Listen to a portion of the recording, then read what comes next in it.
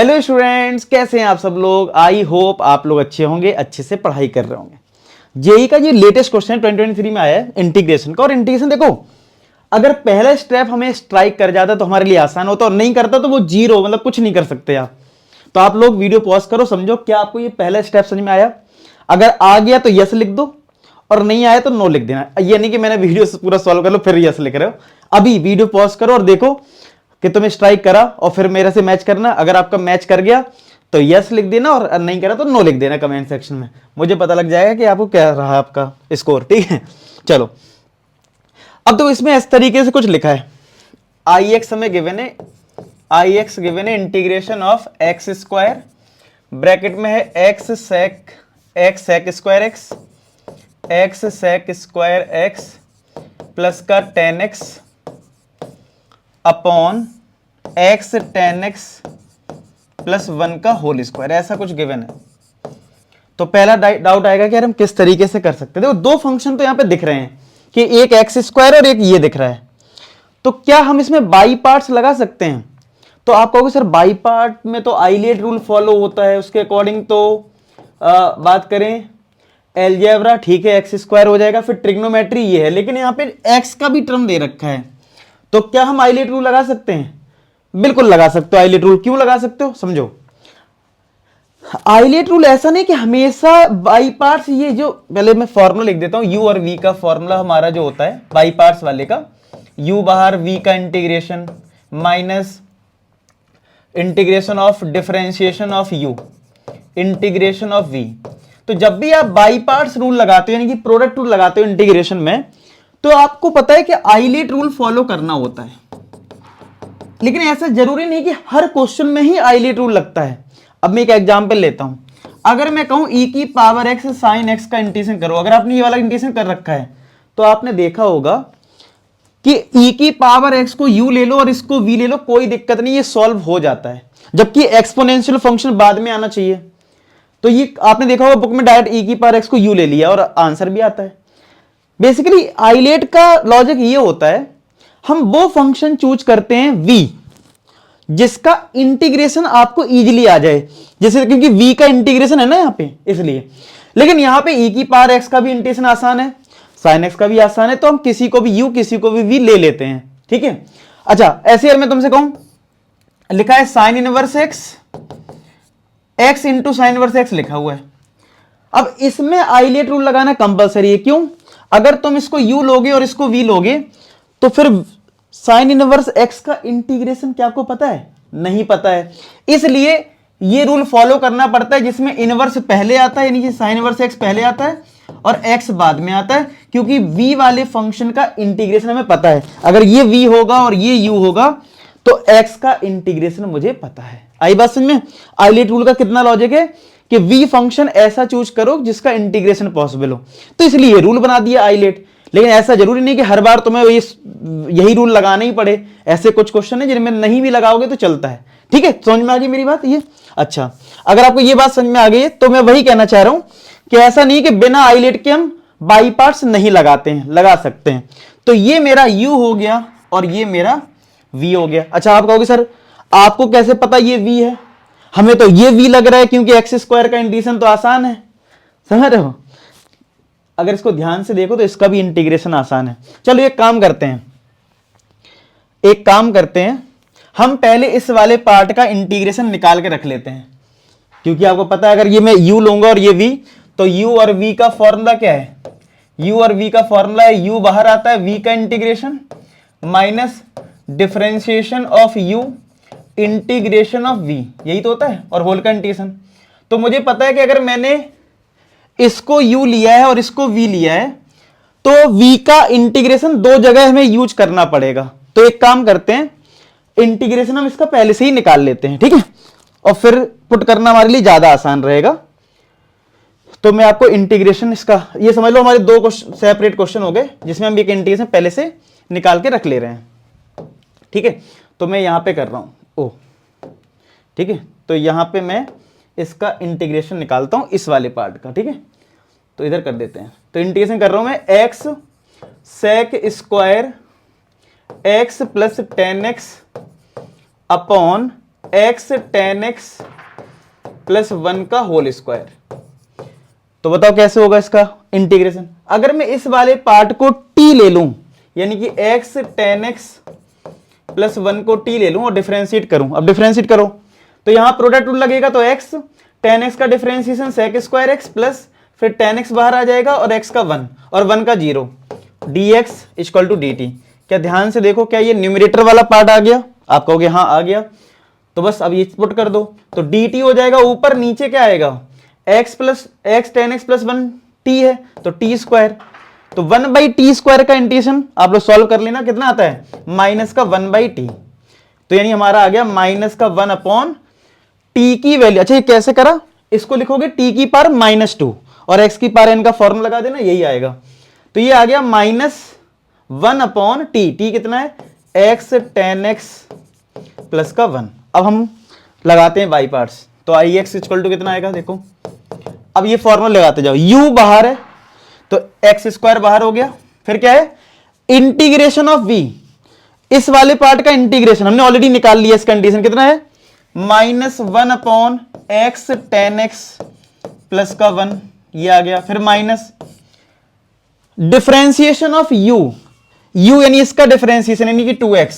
Multiply integration of v यानी ये, यानी कि माइनस का 1 upon x ten x plus 1 dx। Check करो ये समझ में आ गया, तो आई एक्स हमारा कितना चल रहा है माइनस का x square upon x ten x plus 1, ये माइनस और ये माइनस प्लस हो गया, 2 कांस्टेंट टर्म में बाहर कर सकते हैं और यहां आ गया x upon x ten x plus का 1।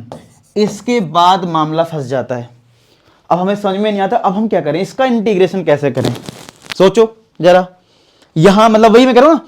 और ये वाला क्वेश्चन तो पता है स्कूल टेस्ट में तो नहीं देंगे, लेकिन बोर्ड एग्जाम में भी दे सकते हैं, ऐसी कोई बड़ी बात नहीं है, चैलेंजिंग क्वेश्चन कुछ कुछ आ जाते हैं, और ये ऐसा कोई इसमें कुछ नहीं हो रहा है कि बहुत हाई लेवल का मैथ्स लग गया है, ठीक है। अब इसमें प्रॉब्लम आ सकती है आपको, तो इसमें क्या करो, अब देखो सब्स्टिट्यूट तो होगा नहीं क्योंकि टेन एक्स का डिफरेंशिएशन सेक स्क्वायर एक्स होता है, तो इसको साइन कॉस में चेंज कर लेते हैं, फिर देख लेते हैं क्या होगा, ठीक है।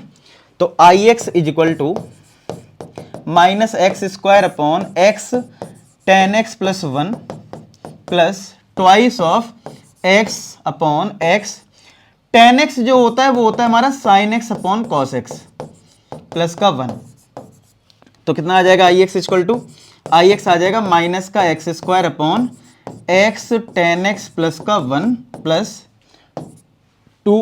अब देखो यहां पे जब आप cos x एलसीएम लोगे तो ये ऊपर चला जाएगा, तो ये बन जाएगा x cos x अपॉन यहां पे तुम्हारा रहेगा नीचे x sin x, और जब आपने एलसीएम लिया होगा तो cos x यहां आ जाएगा।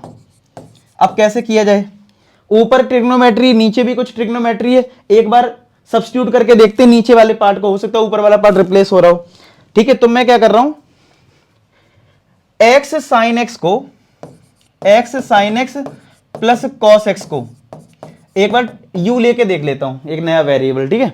चलो अब डिफरेंशिएट करो, तो इसमें और इसमें लगेगा प्रोडक्ट रूल, तो x बाहर, sin x का डिफरेंशिएशन cos x, फिर sin x बाहर और x का डिफरेंशिएशन 1, फिर cos x का differentiation minus sin x dx equal to du, तो ये तो कट गया।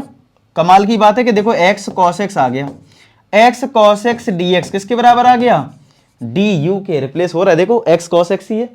तो ये चीज देखो यहां पे अगर स्ट्राइक नहीं करेगी तो यहां भी मामला फंस सकता था, लेकिन अगर आपको स्ट्राइक कर गया तो बस हो गया क्वेश्चन ये। तो कितना आ जाएगा माइनस का x square upon x ten x plus 1 plus twice of x cos x D x D you से रिप्लेस हो रहा है, नीचे वाला पार्ट u, नीचे वाला पार्ट u है, तो 1 अपॉन u का इंटीग्रेशन क्या हो जाएगा log u, और एक कांस्टेंट टर्म ले लो इंटीग्रेशन में, तो फाइनली हमारा ये रिजल्ट आ गया, फाइनली हमारा ये रिजल्ट आ चुका है आई एक्स का। अब एक काम करते हैं u की वैल्यू पुट कर लेते हैं, ठीक है। तो u कितना है हमारा, पुट करते हैं, तो आई एक्स आ गया माइनस का x square upon x ten x plus 1 plus का 2 लॉग u की वैल्यू हमारी है x sin x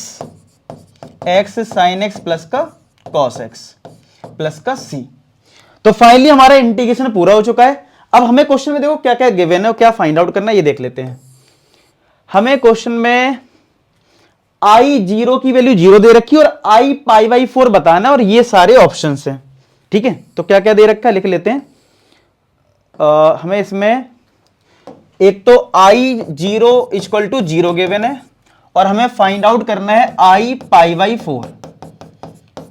तो ये जो ब्रैकेट में लिखा है ये x है, तो यानी कि इस इंटीग्रेशन में x की वैल्यू 0 पुट कर दो तो हमें c मिल जाएगा।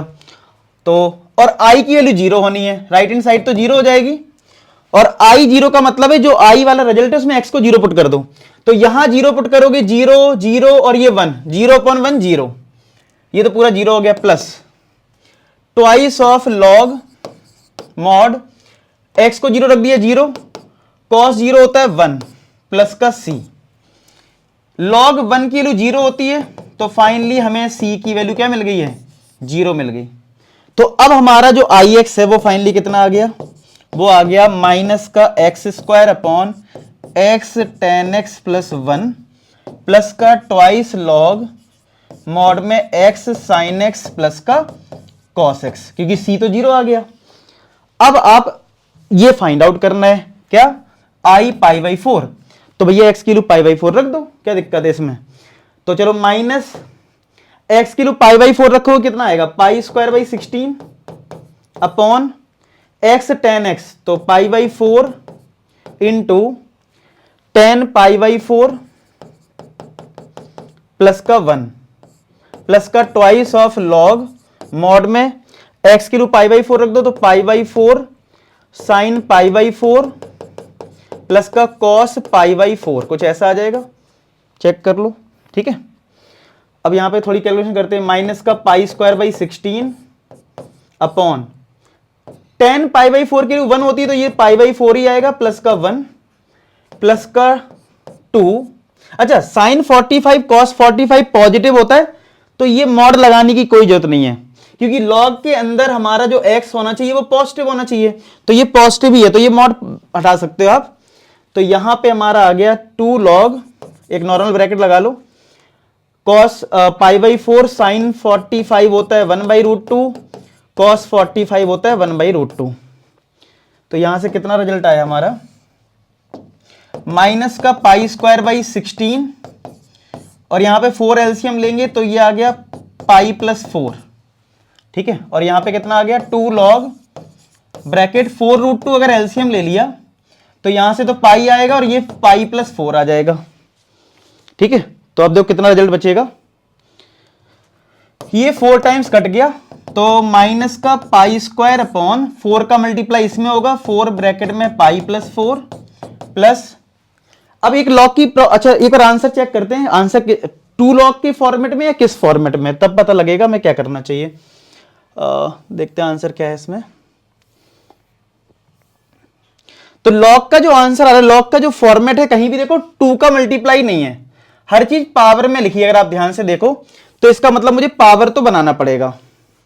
ठीक है, इसका मतलब मुझे पावर तो बनाना पड़ेगा। तो लॉग की प्रॉपर्टी होती ना कि जो मल्टीप्लाई में होता है वो पावर में चला जाता है, तो ये बन जाएगा लॉग, ठीक क्या बन जाएगा, log pi plus 4 upon 4 root 2 का होल स्क्वायर।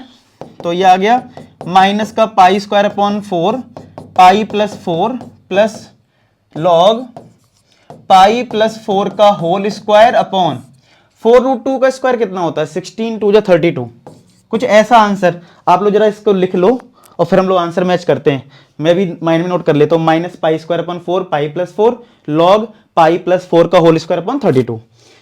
तो लॉग पाई प्लस 4 का होल स्क्वायर अपॉन 32, देखते हैं किस में ऑप्शन में है। मैं थोड़ा ऑप्शन को जूम कर देता हूं जिससे आप थोड़े इजीली ठीक है देख पाए। ये है ऑप्शन, थोड़ा जूम कर देते हैं ऑप्शन को।